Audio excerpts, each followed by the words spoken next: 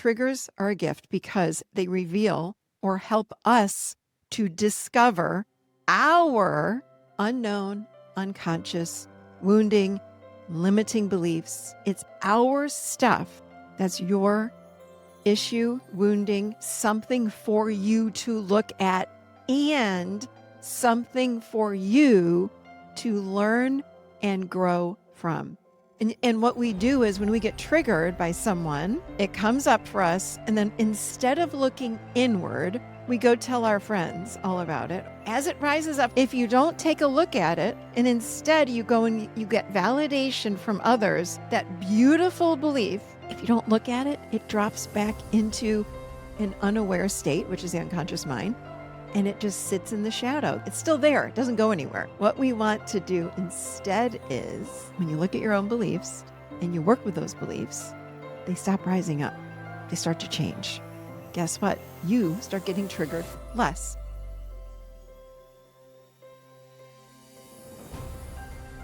Hello, hello, hello. Welcome to the Michelle Chalfant Show. Oh, my friends, we're talking today about triggers in relationships. It's a good topic, right? I am not talking about just partnerships, although it includes partnerships. But even when we're triggered by mom, dad, sister, brother, friend, boss, whomever, it doesn't matter who it is.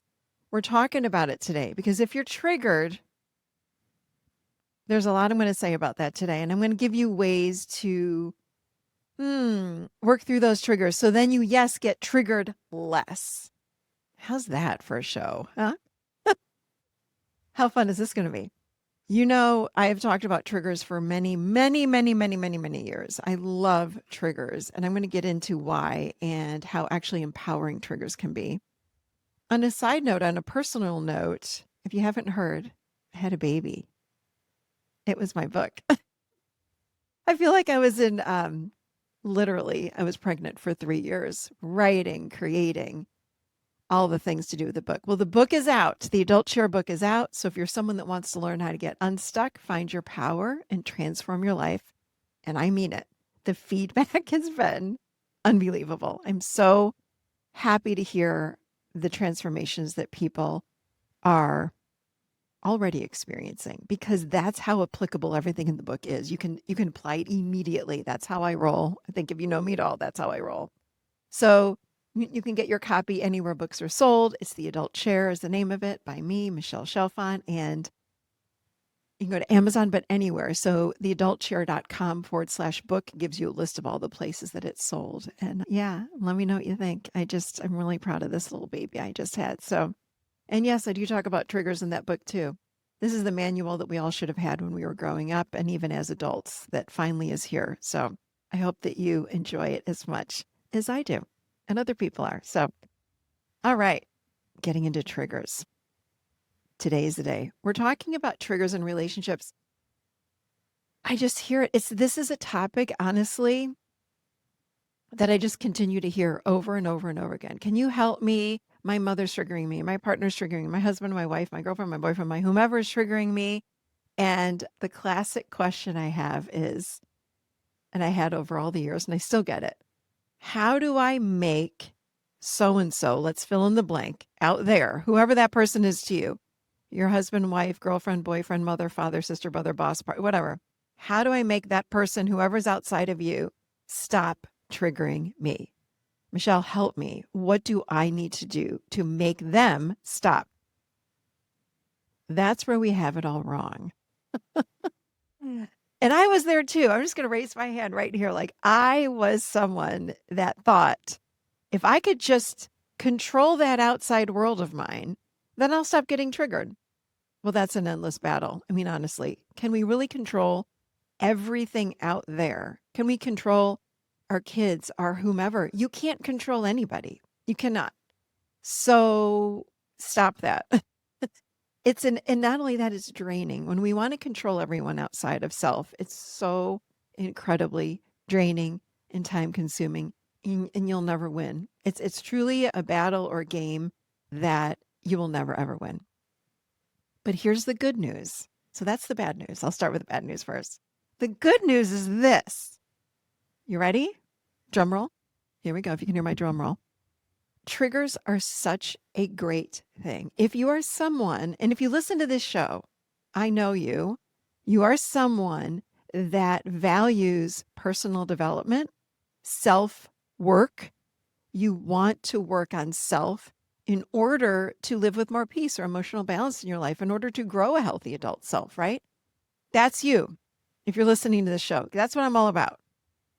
So, with that said, triggers are a good thing because let me define my version of what a trigger is and what it does for, hear me say this, for us.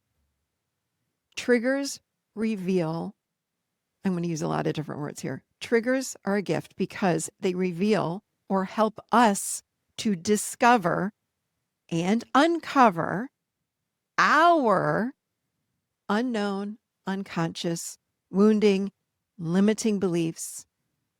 Got it? So when we're triggered, it's our stuff coming up in front of us, as I say, on a silver platter. It's right there. And yes, you're flipping angry and mad and wanting to rage at this person. But guess what? It's yours. That's your issue, wounding, something for you to look at and something for you to learn and grow from.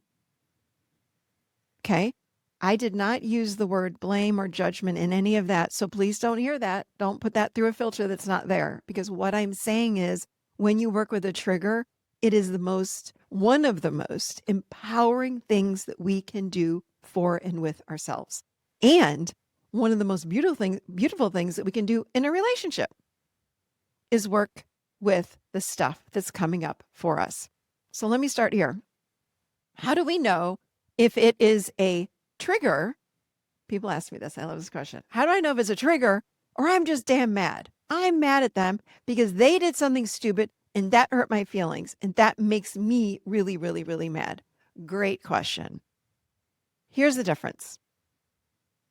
If you do something, someone out there does something, and it makes me mad, I'm going to be over it, in an hour or so, unless it's a trigger. If it's a trigger and I'm carrying around that pain, that anger, that whatever, then we know, okay, wait a minute, there's something in here for me. Now, here's the thing.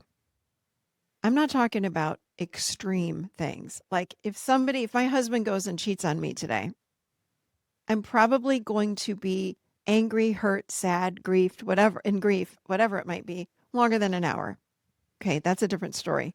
Or if someone I love gets tragically killed in an automobile accident, I'm probably going to be in grief longer than an hour. So that's not what I'm talking about. I'm talking about when someone says or does something to you and that's not extreme like that, and you're still talking about it, and it's been an hour or 2 hours or days or weeks. My friends, that is a trigger. That is an unconscious belief that has risen up, and you're dragging it around behind you, like you probably heard me say this, a cement suitcase. And what we do is when we get triggered by someone, my boyfriend said this to me or did this, or my girlfriend, da-da-da, it comes up for us. And then instead of looking inward, we go tell our friends all about it. We want validation from someone outside of self that says, oh, you poor thing. They are jerks. What an ass. I can't believe they said that to you. Yada, yada, yada, yada, yada. They go on and on and on. What happens is as that limiting unconscious meaning we don't know it's there, as it rises up for us and it's sitting right here in your face, right in front of you, if you don't take a look at it, and instead you go and you get validation from others that you're not at fault, that the other person is at fault, that beautiful belief that will change part of your life. Let's face it. When you look and work with your unconscious unknown beliefs that are buried in the unconscious mind, or what Carl Jung called the shadow self, if you don't look at it, it drops back into an unaware state, which is the unconscious mind. And it just sits in the shadow. The shadow is the dark. It's the unconscious mind again. It's still there. It doesn't go anywhere. What we want to do instead is we want to allow that trigger, that belief to rise up and acknowledge that we're triggered and go, There's something here for me. Now, I might not be able to work with it in that moment. I might be at work. I might be on the subway. I might be on an airplane. I might be at a party. I might be wherever. But we want to write it down. Make a note in your phone. Text yourself something, and make time later to work with that belief that's risen up for you. Okay. So that's a big part of triggers that people really need to get clear about, is that triggers are not due to other people. Again, when people say to me, if you could just make my wife stop triggering me, I wouldn't have so much anger. No, you have anger. You have beliefs that are inside of you, that are yours, that are rising up. And it's time for you to start looking at those. And when you look at your own beliefs, guess what? When you look at your own beliefs and you work with those beliefs, those limiting beliefs, those, I call them programs, limiting beliefs, it's all the same thing to me. When you look at those beauties, they stop rising up. They start to change. Guess what? You start getting triggered less. You start living with more emotional balance. The problem is so many of us don't even know what the heck to do with triggers. We have no idea. So instead, we want to, again, we go into controlling out there. We get mad, we get angry, and all the things. And it does nothing to our triggers. I was someone in my younger years, in my 20s, that, even teenage years, I was like up and down, up and down, up and down with emotions because I was triggered all the time. I didn't know what to do with them. And the more trigger work I did, it was kind of crazy. Just the more in balance I was able to stay. And I was just my own living example of how to work with triggers. And I started realizing what a gift this trigger work is. It's pretty powerful stuff. So what I want to do is walk you through exactly how we work with triggers, okay? It's such a beautiful and pretty easy process. The process is easy. Taking a look at our stuff without judgment, blame, guilt, all that is what we want to work through, or just say to those emotions that are coming up, like, wait, hold on. I'm really doing some powerful work here. I'm going to work with this. And so when that judgment comes in, like, what's wrong with me? Why did I do? No, no, no, no, no, no. Here's, you got to understand, this is even crazier. Our triggers, these unconscious beliefs that limit us, that keep us stuck, that drive us into dead ends over and over and over again, that get us, triggered and angry and blaming others and all the things. Carl Jung says that most of our triggers landed in the unconscious mind by the time we're around 3. Yeah. So, when your mom didn't come pick you up out of the crib in time, you might have formed the belief, like, I'm not lovable. I mean, who knows? I'm just making it up here. But that's how these unconscious beliefs form. And they're sitting around in your unconscious mind, rising up every single time that you're triggered. That's the truth of it all. So you did nothing wrong is my point. So when you start blaming or judging yourself, it's an absolute waste of time because you were 3. There was no prefrontal cortex. There was no discernment when you were 3. Everything just dropped in. Now, it's not to say there aren't additional beliefs and programs that are added on top of those, but the bulk of them are around, between the age of 0 to 6, average age is 3. So just consider where the triggers are coming from and be easy on yourself. So, yeah. So let's talk about what we do when we are triggered. So like I said before, write it down, figure out, wow, this is coming up for me. I am really hurting here, or I'm really mad, whatever it might be. First of all, the first thing and the most important thing that most of us miss is awareness. Catching ourselves when we have been triggered. Most of us fall into what I call this unconscious state. It's the adolescent chair, if you follow along in the adult chair model. It's the what I mean by unconscious. I don't mean you're, in the hospital on a stretcher unconscious. When we react without thinking with our higher mind or our conscious mind, we're basically unconscious.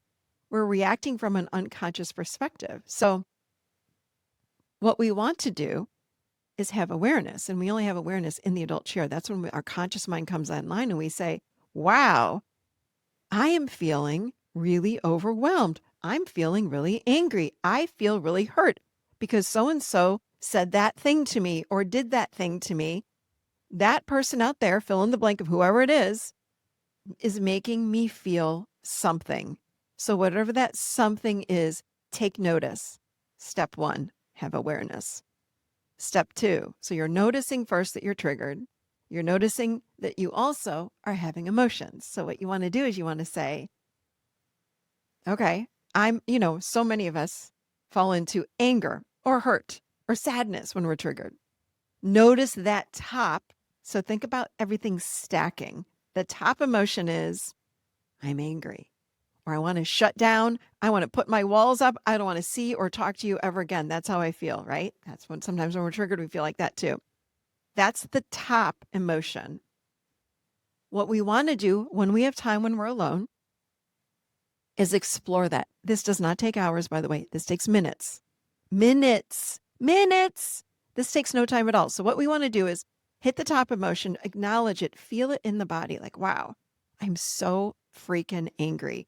I'm so freaking hurt. I'm so freaking, whatever it is. There it is, top emotion. What's underneath it? Well, under the anger, just get curious.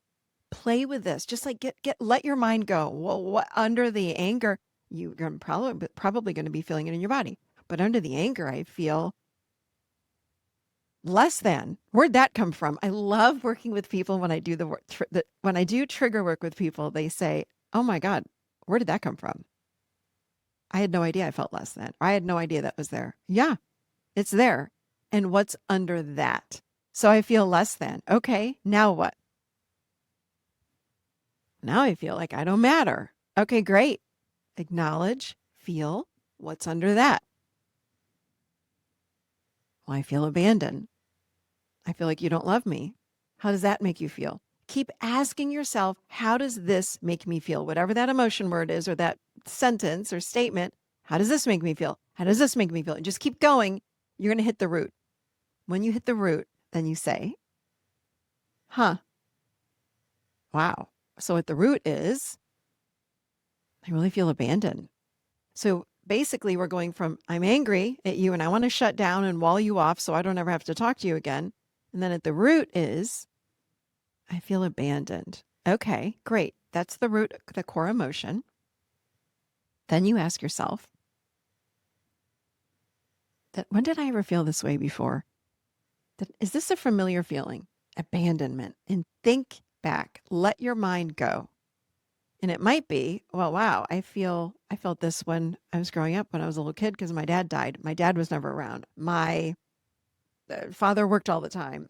Whatever it is, fill in the blank. My mother died. So yeah, I was very abandoned. My mother died when I was 4. I felt abandoned. I thought she left me. Remember, little kids, we don't have a prefrontal cortex.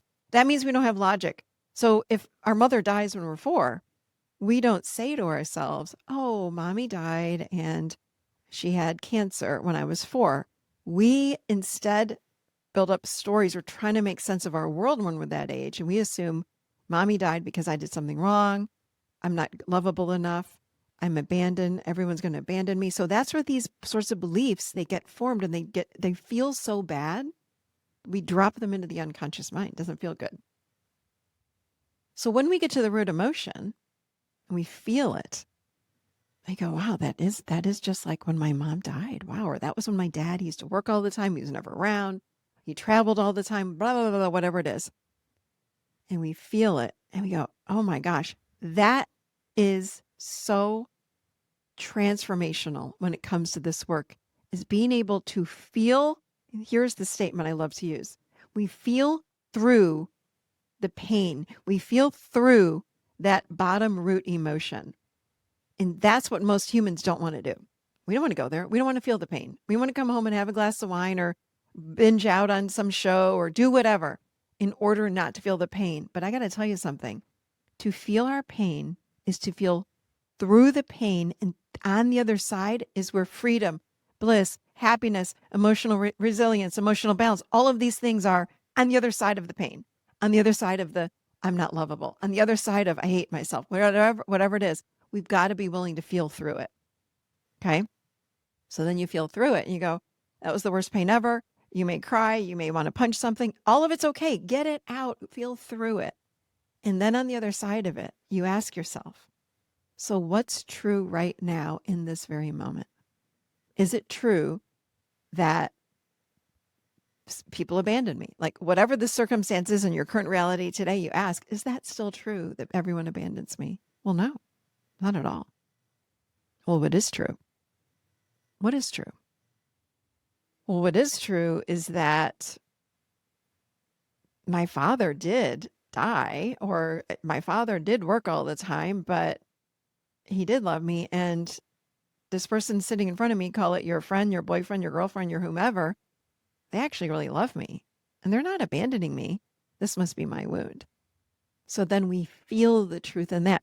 When we feel whatever the word is, the thought, the belief, that's where the magic happens. That's where the transformation happens. You have to feel it. You just can't think this stuff. We can think it. You got to drop it in the body below the chin, feel it, transform. That's how we heal a trigger.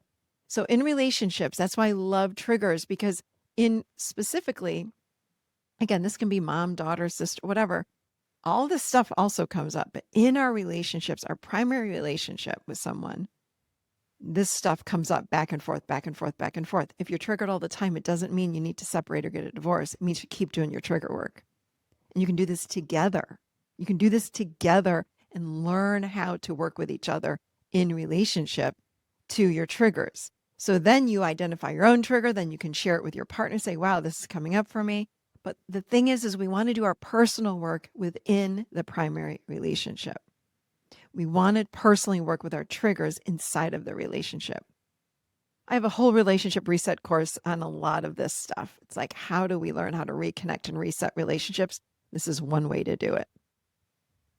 So the more work you do with yourself, okay, the healthier you become. And then you're able to actually see through what your partner is going through and what their triggers are. This is the coolest thing. So the healthier that I became throughout the years, the more I was able to see my husband's stuff. Again, please do not get the idea that Michelle Chalfant is sitting here never triggered. I am sometimes far less than I ever was. So please don't think I'm perfect, because I'm certainly not. But I'll say this, I am hardly ever triggered. And when I am, I know how to manage it and I work through it very quickly. But in relationships, I notice when my husband was triggered, I used to then, of course, come right back at him. What do you mean you saying that? Blah, blah, blah. We get in an argument. Now I'm at a place where I can actually notice his trigger, and you start to see through what they're going through. You see through this illusion that they're in. You see through their trigger. You see that they're actually in a younger version of self, whether they're again, I'm not saying that Graham does this. I'm just saying in general, when other people are saying things to you, let's say, I've worked with a lot of people that have like a narcissistic parent. If that parent is saying something to you and they're manipulating and passive aggressive and all this, the healthier I am, the less that person out there triggers me, because I see through what they're doing. I can sit there and say, oh, that's my mom. She is manipulating me again, or trying to, and I'm not falling for it. I always encourage people to what I call drop the rope. Think about being in a tug of war with someone. How do you win? You don't have to pull the rope. You just drop the rope. When you drop the rope, game over. I'm just not going to engage in that way. I don't participate with people that are going to manipulate me or be passive aggressive. I just don't engage. It doesn't mean I'm walling them off. It just means not playing that game. No, thank you. And the more trigger work that we do, the more we can stay aligned, what I call soul aligned. We stay aligned with our true self. We can hold ourselves in balance with boundaries. We can stay grounded and all these things. This is why we want to keep doing trigger work, because the more trigger work we do, guess what? The more grounded we can stay and remain. The more boundaried we can become. Because so much about triggers has to do with our energy. And we've got to have the energy within us in order to set those boundaries. And when we do the trigger work, our self-worth starts to build. I mean, so many things happen when we do our trigger work. It is absolutely imperative if you want to have a healthy relationship, for sure. But with Graham, I have to say, I started to see through. I'd say, wow, look at him. I didn't judge him. This is not a judgment, my friends. It started happening a few years back. I remember he'd be upset with something and I'd look at him and think, feel. It was more of a feeling of, wow, he's like 10. This is so fascinating. He's reacting from an old wound of not feeling wanted or feeling like he doesn't matter. And I could hold myself solid like a boulder, and I didn't budge. And I was able to give him love even when he was totally thrown or even when he was triggered. That's powerful. That is such powerful work right there. And then I was able to tend to that part of him that was speaking from the wounded perspective. And again, I'm not going to argue with someone that's 10 or 5 coming at me. And the more work you do with yourself, the more you can see this, the more you feel it when the other person is acting from that perspective, and the more love you give them. And I say this all the time, love wins every single time. So the more that person then can become vulnerable and you can reconnect them in a new way, and your relationship starts to change. And since doing that work with Graham many years ago, and we always are working on this stuff because relationships do take work, as we continue to work, the more he could hold that state when I would fall into a trigger. And what happens is that other person then can rise up and exit the trigger faster. They can work through it faster. You can actually dialogue then with your partner about what's happening for you. And they can just be witness and hold space for you when they're triggered. So this takes time to get there, but I'm telling you, this is the pathway to healthy relationships, to triggers in relationships, and how you can work with triggers in relationships. But you've got to work with yourself first. You've got to work with yourself first. The last thing you can do is, again, it's sort of like what I just shared with you, but to hold such love for someone and not sway, and recognize that when someone is triggered, this is why when you know the behind the scenes of what a trigger is, the more you can hold love, unconditional loving acceptance for them, and you realize, not from a judgmental perspective, but from a place of pure love, wow, this is their wounding speaking. This is their little kid speaking to me. Man, they need love more than anything right now. It's okay. I'm not going to react. I'm not going to respond. I've sat with Graham when he's like so mad about something and triggered clearly, and I'll just look at him and go, thanks so much, babe. I'm so sorry. I'll apologize. And I had nothing to apologize for.